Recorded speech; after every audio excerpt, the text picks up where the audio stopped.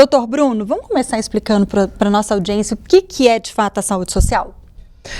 A solidão, né? Se a gente começasse pela solidão, a gente tem que pensar que a solidão é um estado emocional e pode ser um sentimento. É justamente como você colocou aí, esse senso de não pertencer a um grupo, esse senso de não ter com quem compartilhar determinadas experiências. E quando a gente fala em saúde social, a gente está falando justamente isso. Se essa pessoa tem boas conexões sociais, laços sociais, não necessariamente no sentido de quantidade, mas a experiência subjetiva que a pessoa tem de pertencer a um grupo e se conectar socialmente com outras pessoas. Por que isso? A conexão, a socialização, ela é uma necessidade humana, é uma necessidade do nosso corpo, não só da nossa mente. A gente vai falar que hoje, quando a gente tem esse sentimento crônico de estar sozinho, isso gera uma série de impactos físicos no nosso corpo, né? A rejeição, por exemplo, áreas associadas com dor física mesmo, são ativadas, que a gente pode falar que depressão, transtorno de personalidade borderline, talvez seriam os grandes exemplos que, entre aspas, a gente poderia até chamar de doença da solidão. Tem uma relação muito forte. Não necessariamente que a pessoa ela está sozinha fisicamente, mas o sentimento interno, sim. Então, a saúde social é quando a pessoa está conectada emocionalmente, tendo um senso de pertencimento a um determinado grupo. E quanto essa saúde social pode impactar na saúde mental?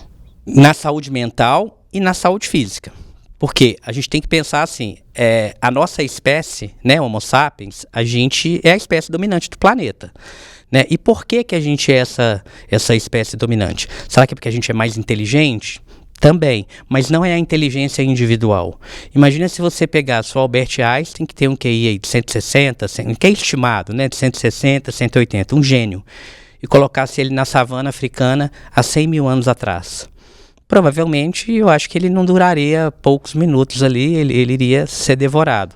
Então, desculpa, eu não conversei sobre isso, mas a gente acha que a nossa inteligência, o ser humano, ele é muito inteligente, que ele consegue ir na Lua, é a inteligência social, é a união do ser humano como espécie, que fez a gente ser a espécie dominante do planeta. Então, num passado ancestral, ser excluído de um grupo era uma sentença de morte. A gente não conseguiria sobreviver sozinho. E a gente carregou isso. Hoje a gente até consegue muito, assim, pelo menos de um ponto de vista físico, a gente consegue. Você pede um iFood, trabalha em home office, você consegue se isolar. Mas a gente carrega, a gente herdou isso lá de trás. Ou seja, ser excluído de um grupo é uma sentença praticamente de morte. Isso tem muita relevância quando a gente fala de adolescente, por exemplo. Às vezes ele está num grupo muito disfuncional, e ele, para ser aprovado por aquele grupo ali, ele acaba adotando uma série de comportamentos, né? Então, assim, estar sozinho, o sentimento de solidão, de não se pertencer a um grupo, ou ser rejeitado, acontece uma série de reações físicas no nosso corpo. Áreas cerebrais do nosso corpo associado com a dor física, elas são ativadas. Então, aquela síndrome do coração partido, né? Eles falam quando a pessoa sofre uma rejeição amorosa ou ela é excluída de um grupo, a gente tem áreas cerebrais que são ativadas, as mesmas áreas que são ativadas com dor física, que inclusive, a nível experimental, pasmem, melhora com analgésico. Tem estudo que demonstra que paracetamol alivia a dor da rejeição. Isso a nível... Que loucura! A nível experimental. Obviamente a gente não pode transpor isso para a prática clínica, né? Então a mesma região do cérebro, uma área chamada córtex cingulado anterior, ela é ativada quando a gente tem qualquer tipo de rejeição. Tem vários estudos, por exemplo, tem um estudo do Cyberball, que eles colocam pessoas jogando, então colocam um joguinho virtual, né? Tá jogando aqui nós 4. Aí de uma hora para outra o jogo vai e exclui um de nós aqui. E aí você se sente excluído daquele jogo. E aí você começa a ver áreas do cérebro associado com a rejeição. Todos nós temos esse mecanismo natural. Algumas pessoas isso é mais exacerbado e isso é fator de risco para uma série de doenças.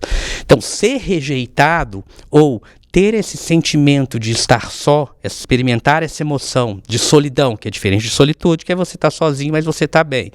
né? Experimentar esta emoção, esse sentimento de não pertencer a um grupo, você ativa respostas no seu corpo de luta e fuga, de sobrevivência. Aí você tem aumento de cortisol, você tem aumento de adrenalina, áreas associadas com medo, a amígdala cerebral, ela é ativada, então você tem aumento de pressão, prejuízo em sistema imunológico, todo o seu sistema metabólico ele é ativado. Você entra no modo de alarme, parecido ali com o sistema de ansiedade. E isso, cronicamente, invariavelmente, pode levar à depressão. Então, todo o seu corpo, você me perguntou como que afeta na parte mental, né? Depressão, ansiedade, transtornos de personalidade.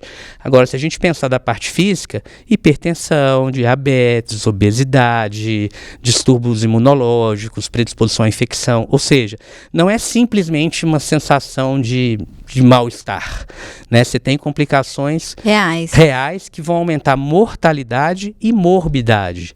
Então, assim, a gente está falando aqui de saúde física também, não só de saúde mental. Agora, doutor Bruno, o senhor falava da socialização como uma necessidade humana, mas, enfim, não vou generalizar, mas o que a gente tem visto também de algumas pessoas estarem optando por não socializar. Né, assim, várias, né? Hoje em dia, várias pessoas. Então, quando a gente pensa nesse tripé aí dessa saúde física, biológica, mental e social, quando se abre mão dessa socialização, porque as pessoas estão com preguiça umas das outras, eu fico imaginando o que está acontecendo que a gente está andando para trás. Que a gente está recuando de uma condição que, teoricamente, é humana. Se a gente não quer socializar, porque as pessoas me dão preguiça.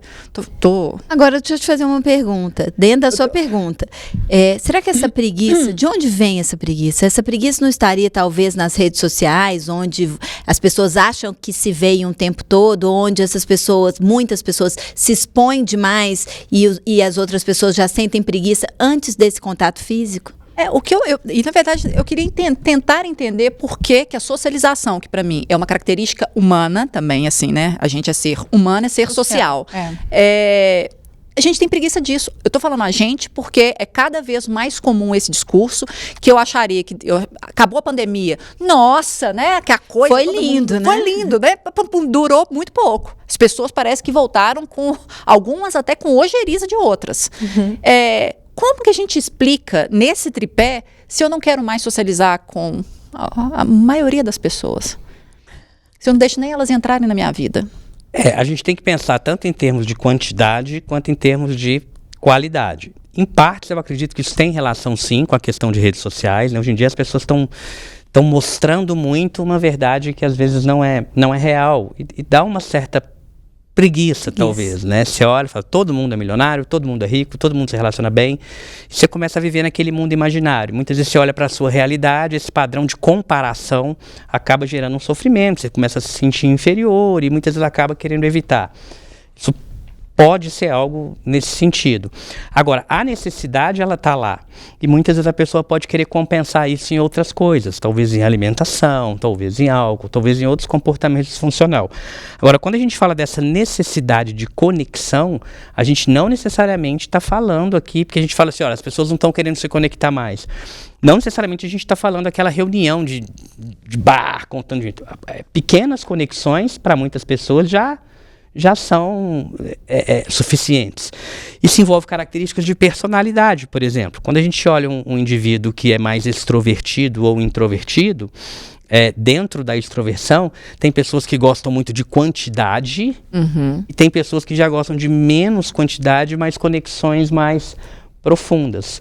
Então, assim, a necessidade, ela existe. Se isso está diminuindo e está esfriando, acredito que sim, por conta das redes sociais, mas isso você não tenha dúvida que vai ter um impacto, já está tendo um impacto na saúde mental das pessoas. A gente já vê aumento nos níveis de ansiedade, aumento nos níveis de depressão. Em parte, talvez pode ser explicado até por isso, porque é uma necessidade humana. Né? A conexão, ela é uma necessidade humana.